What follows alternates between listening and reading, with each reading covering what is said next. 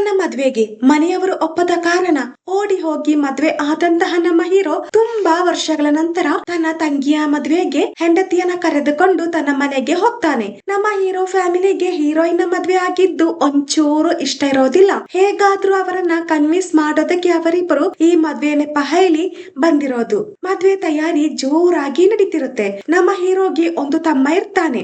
ಅವನು ಇದೇ ಊರಲ್ಲಿ ಪೊಲೀಸ್ ಆಗಿರ್ತಾನೆ. ತಮ್ಮ ಅವರಿಬ್ಬರನ್ನ ಪಿಕ್ ಮಾಡಿ ಮನೆಗೆ ಕರೆದುಕೊಂಡು ಹೋಗ್ತಾನೆ. ಓಡಿ ಹೋಗಿ ಮದ್ವೆ ಆದ ಕಾರಣ ಅಪ್ಪ ಮುಖ ಕೊಡದೆ ಅಲ್ಲಿಂದ ಹೋಗ್ತಾರೆ. ಆದ್ರೆ ಮನೆಯವರು ತನ್ನ ಮಗನ ಜೊತೆ ನಾರ್ಮಲ್ ಆಗಿ ಮಾತಾಡ್ತಾರೆ. ಓಡಿ ಹೋಗಿ ಮದ್ವೆ ಆಗಿದ್ರು ಈಗ ತನ್ನ ಹೆಂಡತಿಯ ಜೊತೆ ಬಂದ ಕಾರಣ ಮದ್ವೆ ಮುಗಿಸಿ ಹೋಗು ಅಂತ ಮನೆಯವರು ಹೇಳ್ತಾರೆ. ಮಗ ಬಂದ ಕಾರಣ ಕುಟುಂಬದವರಿಗೆ ತುಂಬಾ ಖುಷಿ ಆಗುತ್ತೆ. ಆದ್ರೆ ಸೊಸೆಯಾರು ಏನಂತ ಗೊತ್ತಿಲ್ಲದ ಕಾರಣ ಅವಳನ್ನ ಕೂರಿಸಿ ನೀನ್ ಯಾರು, ನಿನ್ ಕುಟುಂಬದಲ್ಲಿ ಯಾರ್ಯಾರು ಇದ್ದಾರೆಂದು ಅವಳ ಜೊತೆ ಡೀಟೇಲ್ಸ್ ನ ಕೇಳಿದಾಗ ಅವಳಿಗೆ ಅಪ್ಪ ಅಮ್ಮ ಇರೋದಿಲ್ಲ. ಆಶ್ರಮದಲ್ಲಿ ಬೆಳೆದಿದ್ದು ಅಡುಗೆ ಮಾಡೋದಕ್ಕೆ ಗೊತ್ತಿರೋದಿಲ್ಲ. ಅಪ್ಪ ಅಮ್ಮ ಯಾರು, ಯಾವ ಊರು, ಯಾವ ಜಾತಿ ಎಂಬ ಯಾವುದೇ ಕಾರ್ಯ ಗೊತ್ತಿಲ್ಲ ಅಂದಾಗ ಸರಿ ಬಿಡು ಪರವಾಗಿಲ್ಲ, ಒಂದು ಕಡೆ ಸೊಸೆಯಾಗಿ ಬಿದ್ದಿರುವಂತ ಅವಳನ್ನ ಕೇರ್ ಮಾಡದೆ ಅವರಲ್ಲಿಂದ ಹೋಗ್ತಾರೆ.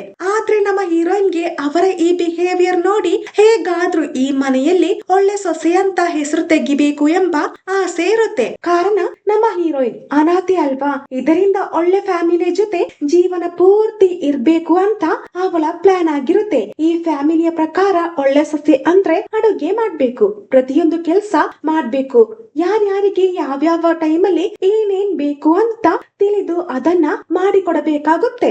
ಇದರಿಂದ ನಮ್ಮ ಹೀರೋಯಿನ್ ಹಾಗೆ ಮಾಡೋದಕ್ಕೆ ರೆಡಿ ಆಗ್ತಾಳೆ. ಬೆಳಿಗ್ಗೆ ಎದ್ದ ತಕ್ಷಣ ಪೂಜೆ ಮಾಡೋದು ಈ ಕುಟುಂಬದ ರೂಢಿಯಾಗಿರುತ್ತೆ. ಹಾಗೆ ತುಳಸಿ ಪೂಜೆ ಮಾಡುವಾಗ ನಮ್ಮ ಹೀರೋಯಿನ್ಗೆ ಹೇಗೆ ತುಳಸಿ ಪೂಜೆ ಮಾಡ್ಬೇಕು ಅಂತ ಅವಳಿಗೆ ಗೊತ್ತಿರೋದಿಲ್ಲ. ಪಾಪ ನಮ್ಮ ಹೀರೋಯಿನ್ ಹೆದರಿ ನಿಂತಿರುವಾಗ ಶ್ಲೋಕ ಎಳಮ್ಮ, ಆರತಿ ಎತ್ತಮ್ಮ ಅಂದಾಗ ಅವಳಿಗೆ ಅದ್ಯಾವುದು ಗೊತ್ತಿರೋದಿಲ್ಲ. ಕೊನೆಗೆ ತಮ್ಮ ತಮ್ಮ ತಾಲಿಗೆ ಕುಂಕುಮ ಇಡುವಾಗ ನಮ್ಮ ಹೀರೋಯಿನ್ ಬೇಗ ತನ್ನ ತಾಲಿಗೆ ಕುಂಕುಮ ಇಡೋದಕ್ಕೆ ನೋಡುವಾಗ ಅದಲ್ಲಿರೋದಿಲ್ಲ. ಅದನ್ನ ಬಿಚ್ಚಿ ಬೆಡ್ರೂಮ್ ಅಲ್ಲೇ ಇಟ್ಟಿರ್ತಾಳೆ. ಹಾಗೆ ಎಲ್ಲರನ್ನ ಕನ್ವಿನ್ಸ್ ಮಾಡ್ತಾಳೆ. ನಮ್ಮ ಹೀರೋಯಿನ್ ಈ ಮನೆಯ ದೊಡ್ಡ ಸೊಸೆಯಾಗಿರ್ತಾಳೆ. ಓಡಿ ಹೋಗಿ ಮದ್ವೆ ಆದ ಕಾರಣ ಅವಳಿಗೆ ಈ ಮನೆಯಲ್ಲಿ ಯಾವುದೇ ರೆಸ್ಪೆಕ್ಟ್ ಇರೋದಿಲ್ಲ. ಹೀರೋನ ತಮ್ಮನಿಗೆ ಮನೆಯವರೇ ಒಂದು ಹುಡುಗಿಯನ್ನ ನೋಡಿ ಮದ್ವೆ ಮಾಡಿಸಿರ್ತಾರೆ. ಈಗ ನಮ್ಮ ಹೀರೋಯಿನ್ ಬಂದು ಆ ಮನೆಯಲ್ಲಿ ಒಳ್ಳೆ ಸೊಸೆ ಅಂತ ಹೆಸರು ತೆಗಿಯೋದಕ್ಕೆ ಟ್ರೈ ಮಾಡೋದನ್ನ ಕಂಡಂತಹ ಸೆಕೆಂಡ್ ಸೊಸೆ ಸುಮ್ಮನಿರ್ತಾಳ. ಆಲ್ರೆಡಿ ಎರಡನೇ ಸೊಸೆ ಆ ಮನೆಯವರನ್ನ ತನ್ನ ಬುಟ್ಟಿಗೆ ಹಾಕಿಕೊಂಡಿರ್ತಾಳೆ. ಯಾರ್ಯಾರಿಗೆ ಏನೇನ್ ಇಷ್ಟ ಇಲ್ಲ ಅಂತ ಅವಳಿಗೆ ಚೆನ್ನಾಗಿ ಗೊತ್ತಿರುತ್ತೆ. ಆದ್ರೆ ನಮ್ಮ ಹೀರೋಯಿನ್ಗೆ ಇದ್ಯಾವುದು ಗೊತ್ತಿರೋದಿಲ್ಲ. ಅನಾಥಾಶ್ರಮದಲ್ಲಿ ಬೆಳೆದ ಕಾರಣ ಪೂಜೆ ಮಾಡೋದು ಅಡುಗೆ ಮಾಡೋದು ಗೊತ್ತಿರೋದಿಲ್ಲ.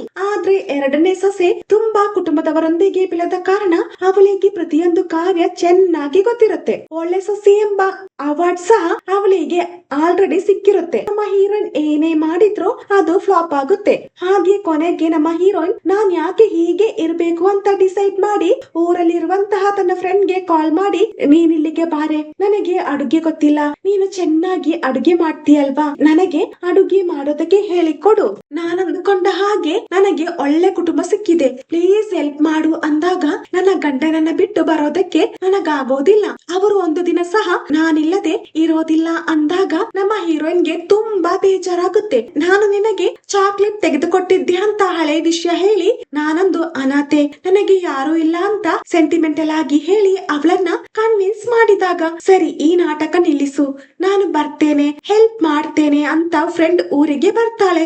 ಆದ್ರೆ ಅವಳಿಗೆ ಲಾಡ್ಜ್ ಅಲ್ಲಿ ರೂಮ್ ನ ರೆಡಿ ಮಾಡಿರ್ತಾಳೆ. ಮನೆಗೆ ಬಂದ್ರೆ ಯಾರು ಎಂಬ ಪ್ರಶ್ನೆ ಬರುತ್ತೆ ಅಂತ ಹೀಗೆ ಮಾಡಿದ್ದು. ಹಾಗೆ ಫ್ರೆಂಡ್ ಅವಳ ಜೊತೆ ನಾನಿನಗೆ ಇಲ್ಲೇ ಒಳ್ಳೆ ಒಳ್ಳೆ ಫುಡ್ ನ ರೆಡಿ ಮಾಡಿ ಕೊಡ್ತೇನೆ, ನೀನ್ ಅದನ್ನ ಮನೆಯಲ್ಲೇ ರೆಡಿ ಮಾಡಿದ್ದು ಅಂತ ಎಲ್ರಿಗೂ ಬಡಿಸು, ಆಗ ಅವರಿಗೆ ನಿನ್ನ ತುಂಬಾ ಇಷ್ಟ ಆಗುತ್ತೆ ಅಂತ ಫ್ರೆಂಡ್ ಹೇಳ್ತಾಳೆ. ಹಾಗೆ ಆ ಪ್ಲಾನ್ ಪ್ರಕಾರ ಬೆಳಿಗ್ಗೆ ಎದ್ದು ಫುಡ್ ನ ರೆಡಿ ಮಾಡಿ ಮನೆಗೆ ತಂದು ಕೊಡ್ತಾಳೆ. ಅಷ್ಟರಲ್ಲಿ ನಮ್ಮ ಹೀರೋಯಿನ್ ಬೇಗ ಎದ್ದು ಸ್ನಾನ ಮಾಡಿ ನಾನೇ ಇದನ್ನ ರೆಡಿ ಮಾಡಿದ್ದು ಅಂತ ಮನೆಯವರನ್ನ ನಂಬಿಸಿ ಅದನ್ನ ಬಡಿಸ್ತಾಳೆ. ಪೂಜೆ ಸಹ ಮಾಡ್ತಾಳೆ. ಹೀಗೆ ದಿನಗಳು ಕಳೆದೋಗುತ್ತೆ. ಹಾಗಿರುವಾಗ ಒಂದು ದಿನ ಫ್ರೆಂಡ್ ಮತ್ತೆ ನಮ್ಮ ಹೀರೋಯಿನ್ ಊಟಕ್ಕೆ ಬೇಕಾದಂತಹ ತರಕಾರಿಗಳನ್ನ ತೆಗೆಯೋದಕ್ಕೆ ಮಾರ್ಕೆಟ್ ಗೆ ಹೋದಾಗ ಯಾರೋ ಒಬ್ಬ ವ್ಯಕ್ತಿ ಅವಳನ್ನ ಫಾಲೋ ಮಾಡ್ತಾ ಅವಳ ಹಿಂದೆ ಹೋಗ್ತಾ ಇರ್ತಾನೆ. ಅದ್ಯಾರೆಂದು ಅವಳಿಗೆ ಗೊತ್ತಿರೋದಿಲ್ಲ. ಫಾಲೋ ಮಾಡ್ತಾ ಇರೋದಾ ಎಂದು ತಿಳಿಯೋದಕ್ಕೆ ಅವನನ್ನ ಡೈವರ್ಟ್ ಮಾಡಿದ್ರು ಅವನು ಕರೆಕ್ಟ್ ಆಗಿ ಅವಳ ಹಿಂದೆ ಬರ್ತಾನೆ. ಹಾಗೆ ಕನ್ಫರ್ಮ್ ಆದ ನಂತರ ಅವನ ಹತ್ರ ಹೋಗಿ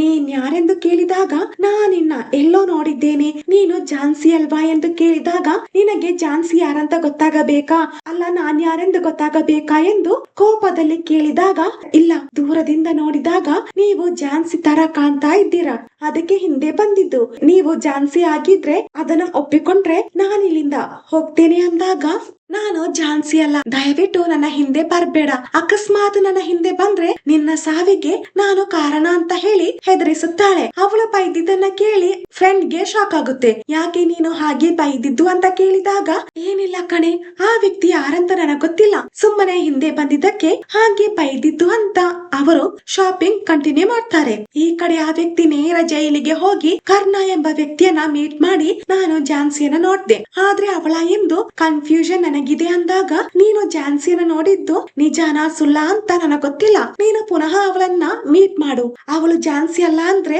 ಅವಳನ್ನ ಕೊಂದಾಕು, ಒಂದು ವೇಳೆ ಅವಳು ಝಾನ್ಸಿ ಆಗಿದ್ರೆ ಅವಳೇ ನಿನ್ನನ್ನ ಕೊಂದಾಕ್ತಾಳೆ, ಇದರಿಂದ ಅವಳು ಝಾನ್ಸಿನ ಅಲ್ವಾ ಎಂದು ನಮಗೆ ಗೊತ್ತಾಗುತ್ತೆ ಅಂತ ಕರ್ಣ ಹೇಳಿದಾಗ ಸರಿ ಅಂತ ಆ ವ್ಯಕ್ತಿ ಅಲ್ಲಿಂದ ಹೋಗ್ತಾನೆ. ಈ ಕಡೆ ನಮ್ಮ ಹೀರೋಯಿನ್ ಬೆಳಿಗ್ಗೆ ತನ್ನ ಫ್ರೆಂಡ್ ರೆಡಿ ಮಾಡಿದಂತಹ ಫುಡ್ ನ ಬಡಿಸುವಾಗ ಹೊರಗೆ ಗಾಡಿ ಸೌಂಡ್ ಕೇಳಿಸುತ್ತೆ. ಅದನ್ನ ನಮ್ಮ ಹೀರೋಯಿನ್ ನೋಟಿಸ್ ಮಾಡ್ತಾಳೆ. ಅವಳ ಮನೆ ಸುತ್ತ 4-5 ರೌಡಿಗಳು ನಿಂತಿರ್ತಾರೆ. ಅದ್ಯಾರೆಂದು ನೋಡುವಾಗ ಅವಳನ್ನ ಫಾಲೋ ಮಾಡಿ ಬಂದಂತಹ ಅದೇ ವ್ಯಕ್ತಿ ಆಗಿರ್ತಾನೆ. ಹಾಗೆ ನಮ್ಮ ಹೀರೋಯಿನ್ ಅವರ ಹತ್ರ ಹೋಗಿ ಮರ್ಯಾದೆಗೆ ಇಲ್ಲಿಂದ ಹೋಗು ಅಂದಾಗ ನೀನು ಝಾನ್ಸಿನ ಇಲ್ವಾ ಎಂದು ಕೇಳಿದಾಗ ಅಲ್ಲ ಅಂತ ಹೇಳಿ ಇಲ್ಲಿಂದ ಹೋಗು ಅಂದಾಗ ಹಾಗಿದ್ರೆ ನೀನ್ ಯಾರೆಂದು ಇವಾಗ ಗೊತ್ತಾಗುತ್ತೆ ಅಂತ ಹೇಳಿ ಅವಳನ್ನ ಅಟ್ಯಾಕ್ ಮಾಡಿದಾಗ ಕೊನೆಗೆ ಬೇರೆ ದಾರಿ ಇಲ್ಲದೆ ನಮ್ಮ ಹೀರೋಯಿನ್ ಅವರನ್ನ ಹೊಡೆದು ಒದ್ದು ಅಲ್ಲಿಂದ ಓಡಿಸ್ತಾಳೆ. ಹಾಗೆ ಆ ವ್ಯಕ್ತಿಗೆ ಅದು ಝಾನ್ಸಿ ಅಂತ ಗೊತ್ತಾಗುತ್ತೆ. ಹಾಗೆ ಆ ವ್ಯಕ್ತಿ ನೇರ ಕರ್ಣನ ಮೀಟ್ ಮಾಡಿ ನಾನು ನೋಡಿದ್ದು ಅವಳನ್ನೇ, ಅದು ಝಾನ್ಸಿ ಅಂತ ನನಗೆ ಕನ್ಫರ್ಮ್ ಆಯ್ತು ಅಂದಾಗ ನಮ್ಮ ಕರ್ಣ ಹೇಗಾದ್ರೂ ಜೈಲಿಂದ ಹೊರಗೆ ಬರ್ಬೇಕು ಅಂತ ಜೈಲಲ್ಲಿ ಒಬ್ಬ ವ್ಯಕ್ತಿಯನ್ನ ಕೊಂದ ನಂತರ ಗ್ಯಾಸ್ ಸಿಲಿಂಡರ್ ನ ಆನ್ ಮಾಡ್ತಾನೆ.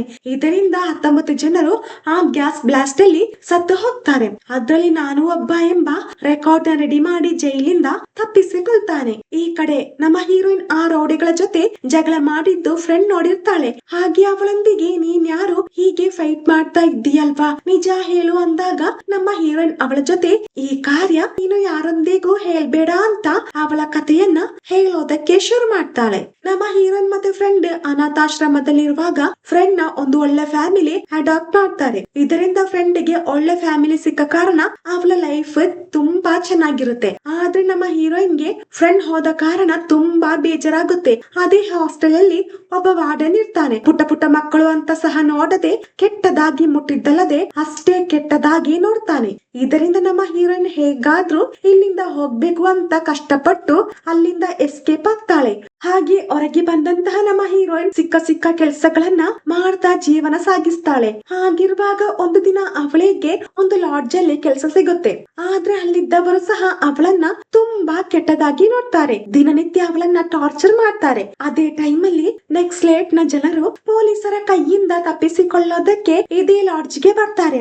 ಅವರನ್ನ ನೋಡಿದಾಗ ನಮ್ಮ ಹೀರೋಯಿನ್ ಗೆ ಅವರು ಯಾರೆಂದು ಗೊತ್ತಾಗೋದಿಲ್ಲ. ಆ ಗ್ಯಾಂಗ್ ಅಲ್ಲಿ 3 ಲೇಡೀಸ್ ಇರ್ತಾರೆ. ಅವರ ಧೈರ್ಯ ನೋಡಿದಾಗ ನಾನು ಅವರ ಹಾಗೆ ಧೈರ್ಯದಿಂದ ಇರ್ಬೇಕು ಅಂತ ತನ್ನ ಟಾರ್ಚರ್ ಮಾಡಿದವರನ್ನ ಕೊಲ್ಬೇಕು ಅಂತ ಡಿಸೈಡ್ ಮಾಡ್ತಾಳೆ. ಹಾಗಿರುವಾಗ ಆ ಲಾಡ್ಜ್ ಅಲ್ಲಿರುವ ಆ ವ್ಯಕ್ತಿ ಅವರನ್ನ ಟಾರ್ಚರ್ ಮಾಡುವಾಗ ಸಹಿಸಿದ್ದು ಸಾಕು ಅಂತ ಅವನನ್ನ ಅಟ್ಯಾಕ್ ಮಾಡಿ ಆ ಗ್ಯಾಂಗ್ ಜೊತೆ ನಮ್ಮ ಹೀರೋಯಿನ್ ಸೇರ್ತಾಳೆ. ಆ ಗ್ಯಾಂಗ್ ಯಾವಾಗ್ಲೂ ಕಾಡಲ್ಲೇ ಇರೋದು. ತಮಗೆ ಬೇಕಾದಂತಹ ವಸ್ತುಗಳನ್ನ ಟೌನ್ ಗೆ ಹೋಗಿ ಖರೀದಿಸಿದ ನಂತರ ಪುನಃ ಕಾಡಿಗೆ ಹೋಗ್ತಾರೆ. ನಮ್ಮ ಕರ್ಣ ಇದೇ ಗ್ಯಾಂಗ್ ನ ಲೀಡರ್ ಆಗಿರ್ತಾನೆ. ಕರ್ಣನಿಗೆ ದಿನಗಳು ಕಳೆದ ಹಾಗೆ ದುಡ್ಡಿನ ವ್ಯಾಮೋಹ ಹೆಚ್ಚಾಗುತ್ತೆ. ಹಾಗೆ ಅಧಿಕಾರಿಗಳ ಕೈಯಿಂದ ದುಡ್ಡನ್ನ ಪಡೆದ ನಂತರ ಅವರಿಗೆ ಹೆಲ್ಪ್ ಮಾಡ್ತಾನೆ. ಇದರಿಂದ ಆ ಗ್ಯಾಂಗ್ ಬೇರೆ ಬೇರೆ ಆಗುತ್ತೆ. ಇದರ ಮಧ್ಯೆ ಕರ್ಣ ಅವಳನ್ನ ಟಾರ್ಚರ್ ಮಾಡೋದಕ್ಕೆ ಶುರು ಮಾಡ್ತಾನೆ. ತನ್ನ ಗ್ಯಾಂಗ್ ಅಲ್ಲಿರುವವರನ್ನ ಈ ಕಾರ್ನ ದುಡ್ಡಿನ ಆಸೆಗೆ ಕೊಂದಾಗ್ತಿರೋದು ಅಂತ ನಮ್ಮ ಹೀರೋಯಿನ್ಗೆ ಗೊತ್ತಾದ ತಕ್ಷಣ ಕಾರ್ನನನ್ನ ಹೇಗಾದ್ರೂ ಪೊಲೀಸರಿಗೆ ಹಿಡಿದು ಕೊಡಬೇಕು ಅಂತ ಪ್ಲಾನ್ ನ ಮಾಡಿ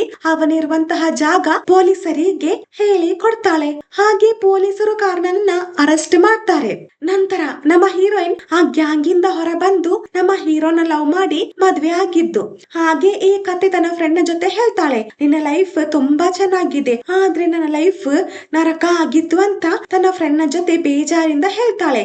ಈ ಕಡೆ ನಮ್ಮ ಕರ್ಣ ನೇರ ಅವಳನ್ನ ಮೀಟ್ ಮಾಡಿ ಜಾನ್ಸಿ ಅಂತ ಕರೆದು, ನಿನಗೆ ಮದ್ವೆ ಆಯ್ತಾ, ನಿನ್ ಮೇಲೆ ನನಗೆ ತುಂಬಾ ಆಸೆ ಇತ್ತು, ಆದ್ರೆ ನೀ ನನಗೆ ಮೋಸ ಮಾಡ್ದೆ, ನಿನ್ನ ಆ ಲಾಡ್ಜ್ ಇಂದ ನಾನೇ ತಾನೇ ಕಾಪಾಡಿದ್ದು, ನಿನಗೆ ಒಳ್ಳೆ ಜೀವನ ನಾನೇ ತಾನೇ ಕೊಟ್ಟಿದ್ದು ಅಂತ ಹಳೆ ವಿಷಯ ಹೇಳುವಾಗ, ಪ್ಲೀಸ್ ಕರ್ಣ ನನ್ನ ಬಿಟ್ಟು ಬಿಡು, ನೀನು ಮಾಡಿದ್ದನ್ನ ನಾನು ಕ್ಷಮಿಸಿದ್ದೇನೆ, ನನಗೀಗ ಮದ್ವೆ ಆಗಿದೆ, ಒಳ್ಳೆ ಕುಟುಂಬ ಸಿಕ್ಕಿದೆ, ಬದುಕೋದಕ್ಕೆ ಬಿಡು ಅಂದಾಗ ಸರಿ ಅಂತ ನಮ್ಮ ಕರ್ಣ ಹೇಳ್ತಾನೆ.